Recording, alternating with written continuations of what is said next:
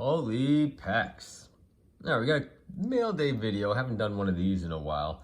Nothing too crazy. One order through Mercari and the most recent PSA magazine with Patrick Mahomes on the cover. Still in there, so it's got the Chiefs thing in there. But not a bad magazine to have. You get it with a subscription, obviously, to PSA. I haven't really submitted many cards to them, but I have a bunch to submit to them. I just haven't gotten around to it. But at least you get the magazine every week. Kind of like a Beckett in a way. Talks to you about, you know, which cards are moving up, moving down, and then there's also all sorts of ads for you know, auction houses and things like that. Some of them look pretty interesting, but most of them are out of my price range. But there's that Patrick Mahomes on there. And then so the next one I got is I got this on Mercari. I made a purchase there. Not that I am sponsored by anybody, but hey, Mercari. Though Mercari is running a special these last couple of weeks, right? Whereas if you post a certain amount of things to sell, or if you actually sell some items, you end up earning like these coupons. And I wasn't really doing it for the coupons, but I sold a couple things and they gave me a $10 coupon. So this guy was selling 3 packs of, I think, 81, 82, and 83 Fleer for like 26 bucks. I made an offer for 20. He accepted. So all in for me, I think I paid 16 bucks when you include the shipping and the taxes. So for the 3 packs for 16 bucks, you know, plus I had that $10 coupon, made it worthwhile to do. Otherwise, I probably wouldn't have done it. But so that's why I got this. So I did open it already just to see what the packs look like, make sure everything was what I ordered. So what this person did do is threw a couple extra cards my way.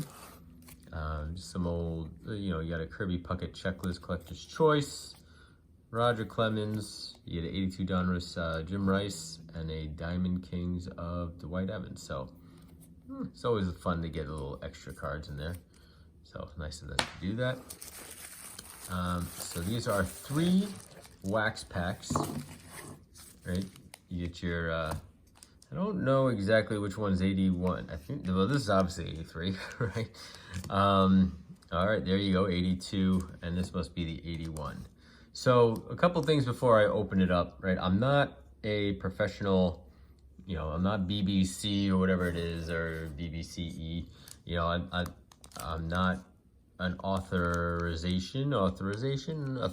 on what is repacked wax and what isn't. Usually when you open one of these packs and you don't get anybody in it, like there's no rookies, there's no stars, right? Everyone just assumes it's, you know, repacked wax. But if you've watched anybody on these YouTube channels, I kind of like Junk Wax Sal a little bit, you know, his shorts. You know, when he opens up a pack and he gets a pack of hot garbage, not all those are repacked, right? I mean, some of them definitely just don't have anybody in it. But one thing that I always kind of look at just to see about if something is repacked is the backside. Like, so if it's flapped like this, it's usually, all right, usually it's folded over, like these are folded over. So if it's flat like that, sometimes that's an indication. And the other thing is about the adhesiveness on the back. For me, my assumption is, as old as these packs are, right? These packs are 40 plus years old now, or yeah, about 40 plus years old. If you have the adhesive glue that they use for this, should be old, right? It's not like it once was. So it should be pretty easy to open these things. It's if something's like super tough to open, to me that means somebody kind of re-glued it, and the adhesiveness is like actually tougher to open. That would be my assumption. Maybe some people feel the other way, and certainly, you know, everyone's gonna have their theories on it. But I'm gonna just assume that these aren't repacked. And again, if they're easy to open, that's kind of it should be a thing for an indication to me that they aren't.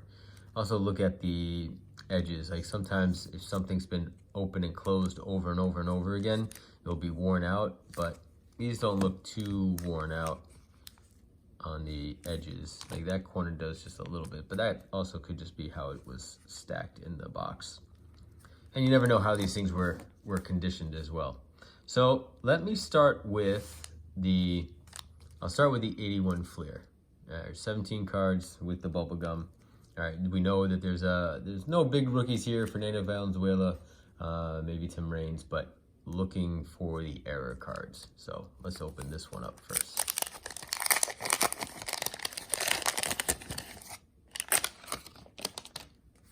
And we got some gum right away. Yeah, that's stuck on there. Yep, that gum is on there. All right.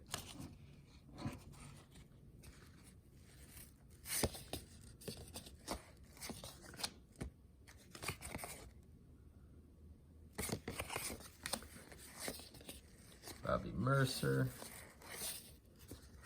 This is not the error card. This is the normal card for Otis. The other one of him is in a batting stance.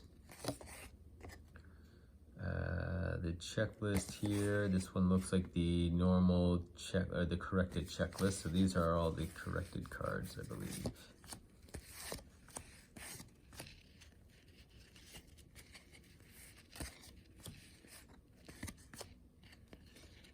All right, so far, oh, there you go, Mark Fittrich. And so, yeah, nobody really all that great, but the cards are in pretty decent shape for the most part. A little frayed here on the side, but it's pretty much the best card in this lot. So, all right, next up, 1982 Fleer. So this one we're obviously looking. We're looking for. Sorry, I was distracted by this 1981 rated #1 by Baseball Hobby News. Yeah, I'm sure back in '81, the Fleer was all the rage. So this one we're looking for the Cal Ripken rookie card. In here would be the big hit. But all right, 1982 Fleer. Here we go.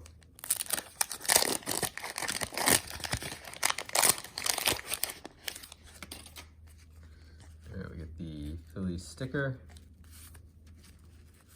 Get some blurry photos. There we go. Andre Dawson.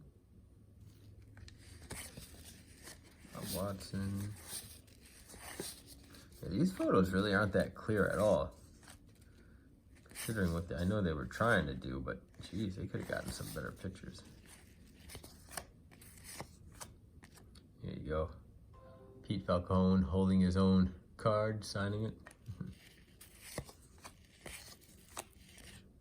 Craig Nettles, not an error card last year. The previous year they spelled it with a C. That was a big error. But and Kevin Hickey.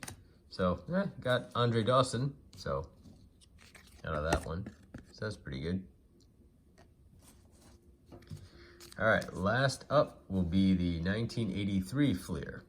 So let's see what we got here. See, now that was a little tough to open, so that's a little suspect.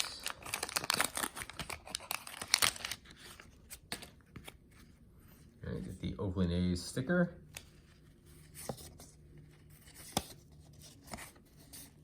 Obviously looking for Tony Gwynn, Wade Boggs,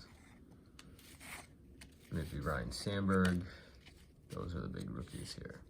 You got Tim Raines. Nice.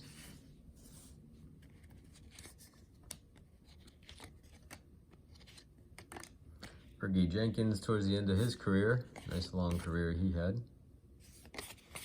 And Darrell Thomas. So, not too great, but got Tim Raines. That's good. And then overall in the other two packs, Andre Dawson and Mark Fittrich. Those are the key cards I would have in there. But again, I am trying to build out some of these sets. So who knows, maybe now I can backfill some of those cards in there. But again, you know, I had the $10 off coupon, so for me it was worth the gamble of these just getting single packs. But that's a risky run when you open, you know, just one-off packs. Odds are you're not gonna get anybody too big. But I am not gonna save these wrappers. I am going to destroy these wrappers. So this way no one can ever repack these waxes again. I know some people save the wrappers for other reason and everything else, but for me, I'm just trying to get rid of people being able to resell these and repack them. So these ones can never be used again. All right, guys. Well, hope you enjoyed it. That was my mail day, and we'll get to you guys later this week. See ya.